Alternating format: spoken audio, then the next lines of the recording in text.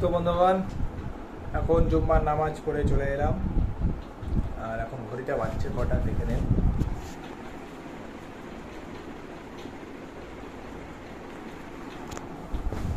তো এখন বন্ধুগণ আমরা জুম্মার নামাজ পড়ে চলে এলাম।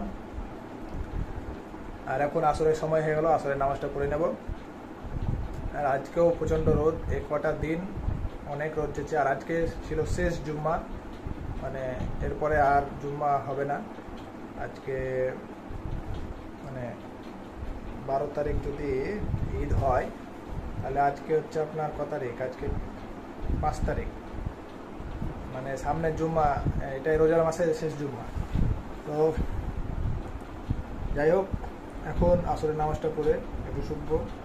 প্রচণ্ড সাইকেল চালিয়ে হয়ে আছে। তো এখন হচ্ছে আজকে যেটা হয়েছে, আজকে আপনার আমি আনতে ভুলে গেছিলাম। আজকে মোবাইল নিয়ে যেতে ভুলে গেছিলাম বন্ধুগণ। মোবাইল চার্জে বসে চলে গেছিলাম। তো এখন বাড়ি এলাম, বাড়ি এসে একটু মোবাইল টোবাইল ঘাটবো। তো অনেকক্ষণ মোবাইল ছেড়ে থাকা ছিল। যাই হোক, তো আসলে নষ্ট করি।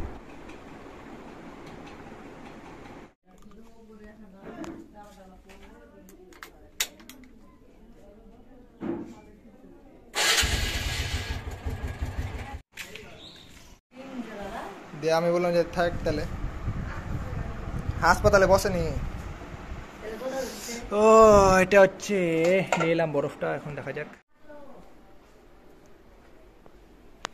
তো এই মুহূর্তে চলে এলাম, আর এখন ইফতার করব।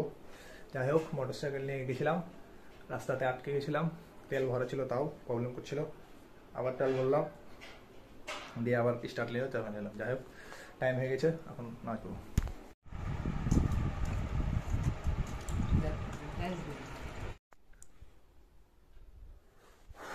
তো বন্ধুগণ, অবশেষে সারাদিন না খাওয়ার পর, পানাহার থেকে বিরত থাকার পর, রৌদ্র তাপ সহ্য করার পর, জুম্মার নামাজ আদায় করার পর অবশেষে রোজা, আজকে 25টা রোজা কমপ্লিট হয়ে গেল আল্লাহর রহমতে। আর মাত্র 4টা কি 5টা রোজা আছে। তো অবশ্যই আমরা দোয়া করবো যেন আবার সামনের রোজাটা পাই।